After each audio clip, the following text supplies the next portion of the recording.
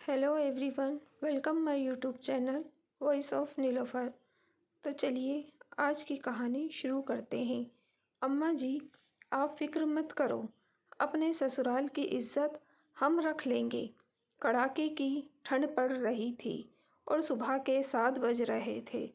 घर की छोटी बेटी रचना की शादी अभी अभी हुई थी। दुल्हन को विदा कर दिया गया था और सारे रिश्तेदार जिसे जहाँ जगह मिली वहीं पर फंसल कर पड़े हुए थे। शादी की थकान भी, इसलिए कई लोगों के खर्राटों की आवाज़ भी जमकर आ रही थी। ऐसा लग रहा था कि खर्राटों का भी कंपटीशन चल रहा हो, जबकि घर की बुजुर्ग और रिश्तेदार महिलाएं रज़ाई में दुबकी दुबकी ही चाय की चुस्कियों के साथ आपस में बतिया रही थीं, जिन्हें कल रात तक ठंड नहीं लग रही थी और बन ठन कर इधर उधर घूम रही थी। वो सारी लड़कियां रज़ाई में घुसी हुई थी। कोई देखकर पहचान नहीं सकता था कि रात को जो चमकते दमकते चेहरे थे वो ये ही लोग थे। और दूसरे तरफ घर की दोनों बहुएं करुणा और सावित्री दौड़ दौड़ कर फरमाइशें पूरी कर रही थी। किसी को चाय चाहिए था तो किसी को गर्म पानी। जो महाराज घर में काम के लिए रखा था वो 8 बजे तक आएगा। तब तक बहुओं की भाग भाग कर अच्छी खासी वर्जिश हो जाती। सबको चाय देने के बाद दोनों अभी रसोई में पहुंचकर चाय पीने बैठी ही थी कि पीछे पीछे सासू माँ शिमला जी भी कपकपाती हुई रसोई में आई और बोली, अरे तुम दोनों कहाँ चाय पीने बैठ गईं? अभी तो कितना काम पड़ा है। अम्मा जी, बहुत ज़ोरों की ठंड है, हाथ पैर कपकपा रहे हैं, तो सोचा पहले चाय पी लेते हैं, थोड़ी गर्माहट ही मिलेगी। अरे तुम दोनों कहाँ गर्माहट के चक्कर में बैठी हो? अभी कुछ रिश्तेदार रवाना होना शुरू कर देंगे, उससे पहले उनके लिए शगुन के लिफाफे और मिठाई के डब्बे तैयार कर दो। और हाँ, याद रखना कोई कमी ना रहे। 3 तरह के डब्बे तैयार कर लेना। पिछली बार की तरह गलती मत करना। मुझे लोगों की बात सुनने की आदत नहीं। 3 तरह के डब्बों की बात सुनकर छोटी बहू सावित्री ने हैरान होकर पूछा, 3 तरह के डब्बे मतलब? तू चुप कर छोटी बहुरिया, कुछ पता तो है नहीं। बड़ी बहू से पूछ लेना, उसने तुम्हारी शादी में भी काम किया था तो उसको अच्छे से पता है। बस लापरवाही ना करे तो, कहकर शिमला जी रसोई से बाहर निकली और जाकर रज़ाई में दुबक कर बैठ गई। सावित्री ने अपनी जेठानी करुणा की तरफ देखा तो वो बोली, अभी काम करोगे ना तो पता चल जाएगा, परेशान क्यों हो रही हो? चल पहले कोठी यार में चलते हैं, वहीं 3 तरह के डब्बे रखे होंगे। करुणा के कहते ही उसके पीछे पीछे सावित्री भी चल दी। कोठी यार में पहुंचकर वहां का ताला खोला और अंदर जाकर दरवाज़ा लगा लिया। देखा तो वहाँ एक तरफ 3 तरह की साइज़ के कुछ मिठाई के खाली डब्बे रखे हुए थे।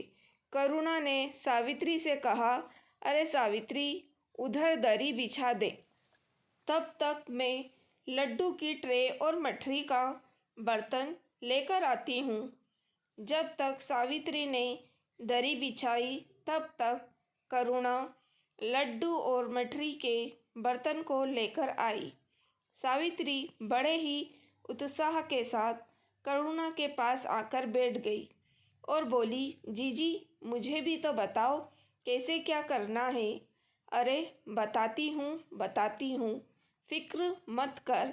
पहले 2-3 डब्बे पैक कर दूँ ताकि तुझे समझ भी आ जाए। सावित्री बड़ी गौर से करुणा को काम करते हुए देखने लगी। देखा तो करुणा ने 3 साइज के एक एक डब्बे उठाए। सबसे बड़े डब्बे में 10 लड्डू और गिनकर 10 मठरी रख दी। उससे छोटे डब्बे में 5 लड्डू और 5 मठरी। वहीं सबसे छोटे डब्बे में 2 लड्डू और गिनती की 2 मठरी रख दी। 3 डब्बों को तैयार कर देने के बाद करुणा सावित्री से बोली, समझ में आया क्या करना है? हाँ जीजी, यह तो समझ में आया कि क्या करना है, पर अभी तक यह समझ में नहीं आया कि ऐसा क्यों करना है।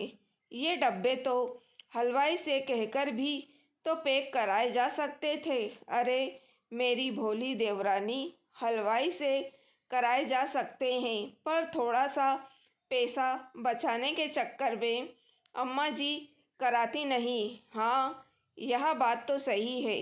भला कौन बहू की सहूलियत देखता है। पर एक बात बताओ जीजी, अम्मा जी आपको लापरवाह क्यों कहती है, जबकि मैं तो शुरू से देखती आई हूँ आप हर काम बहुत ही तरीके से और समय पर करती हैं। और ये 3 तरह के डब्बे क्यों? देख, शादी में हर तरह के मेहमान आते हैं। कुछ खास होते हैं और कुछ से सिर्फ व्यवहार निभाना होता है। उस हिसाब से ये 3 डब्बे तैयार किए गए हैं। जैसे जो घर में खास रिश्तेदार हैं उन्हें ये बड़ा डब्बा दिया जाएगा। जो यार दोस्त हैं उन्हें दूसरा वाला डब्बा दिया जाएगा। और जो कभी कभार शक्ल दिखाते हैं ऐसे रिश्तेदारों को छोटा डब्बा दिया जाएगा। ओह, और हमारे मायके वालों को? सावित्री ने प्रश्न भरी निगाह से करुणा की तरफ देखा तो करुणा बोली, अभी तूने सुना नहीं अम्मा जी ने क्या कहा? यही कि मैं लापरवाह हूँ। बस यही लापरवाही तो की थी मैंने। हे जीजी, क्या बोल रही हो? और ऐसे काहे की लापरवाही हो गई थी तुमसे? सावित्री ने मुंह पर हाथ रखते हुए हैरानी से कहा। तो करुणा ने जवाब दिया, पता है तेरी शादी के वक्त अम्मा जी ने मेरे मायके वालों को ये छोटा सा डब्बा मिठाई का देने के लिए कहा था, पर मैंने नहीं दिया। मुझे तो वो मिठाई का डब्बा देते ही शर्म सी आई, इसलिए मैंने अपनी मर्ज़ी से एक बड़ा डिब्बा मिठाई का दे दिया। फिर जीजी, अम्मा जी नाराज़ नहीं हुई? नाराज़? मुझसे 3-4 दिन तक बात नहीं की थी। मुझे और मेरे घर वालों को खूब कोसे जा रही थी। पता नहीं ये ससुराल वाले बहू के मायके से आता हुआ बहुत अच्छा लगता है, पर मिठाई का डब्बा तक उन्हें देना इन लोगों को बहुत सताता है। उन 3-4 दिनों में अम्मा जी बहुत ही जीना दुश्वार किए हुए थी। आखिर जब मैंने माफ़ी मांगी तब जाकर शांत हुई थी। घर में किसी ने अम्मा जी को कुछ नहीं कहा। कौन आया कहता है, अम्मा जी किसी के सामने थोड़ी ना कहती है। वो तो पीठ पीछे टोचती रहती है, सबके सामने अच्छी बनी रहती है, लेकिन अगले में 10 ताने सुनाती है। खैर छोड़ो इन सब बातों को, फटाफट मिठाई के डब्बे पैक कर, नहीं तो अभी अम्मा जी चिल्लाते हुए आ जाएंगी। दोनों बहुओं ने मिलकर सभी मिठाई के डब्बे तैयार कर दिए। अब धीरे धीरे सभी रिश्तेदारों को विदाई और मिठाई के डब्बे अम्मा जी खुद अपने हाथों से देकर विदा कर रही थी। क्योंकि ठंड बहुत ज़्यादा थी तो खुद तो पलंग पर बैठी बैठी विदाई दे रही थी, जबकि विदाई और मिठाई के डब्बे देने के लिए सावित्री को खड़ा कर रखा था। क्योंकि बड़ी बहू पर से तो विश्वास उठ चुका था। अम्मा जी के मायके वालों के विदा होने के कुछ देर बाद करुणा के मायके से उसके दोनों छोटे भाई और भाभी विदा होने के लिए अम्मा जी से इजाज़त लेने आए तो अम्मा जी ने सावित्री को छोटा डब्बा मिठाई का देने के लिए इशारा किया, लेकिन ये क्या, सावित्री तो उस डब्बे की जगह एक बड़ा सा थैला उठाकर ले आई। अम्मा जी ने देखा उस थैले में 4 बड़े मिठाई के डब्बे, दोनों भाई और भाभी के विदाई के कपड़े रखे हुए थे। इससे पहले अम्मा जी कुछ कहती, सावित्री ने नारियल निकाला और उस पर 51 रुपये रखकर करुणा को पकड़ाते हुए बोली, लो जीजी, अपने भाई को तिलक करके विदा करो। आपको अपने ससुराल के रीति रिवाज पता नहीं है क्या? अम्मा जी के साथ रहकर भी आप कुछ सीखी नहीं? आपने देखा नहीं अम्मा जी ने कैसे अपने मायके वालों को विदा किया है? आखिर हमारे ससुराल वालों की भी इज्जत है।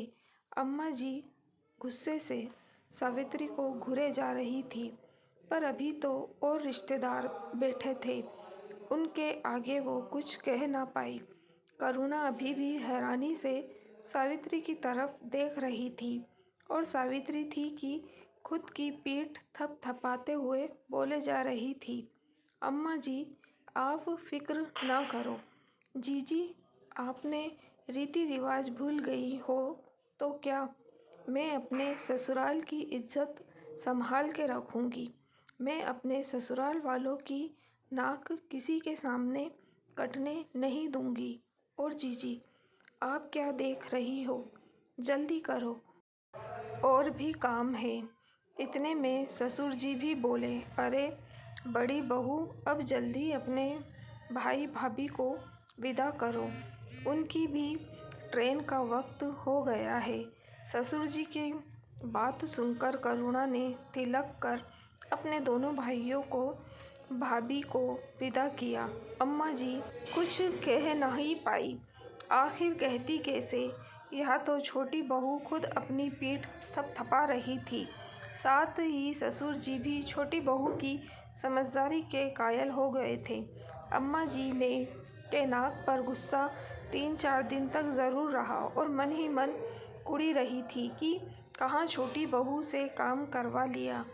पर जब देखा कि छोटी बहू इतनी बेशर्म है कि सास को मनाने की कोशिश भी ना करे, तो अपने आप ही चुप हो गई। तो दोस्तों कैसी लगी आपको कहानी, लाइक और कमेंट करके ज़रूर बताइएगा।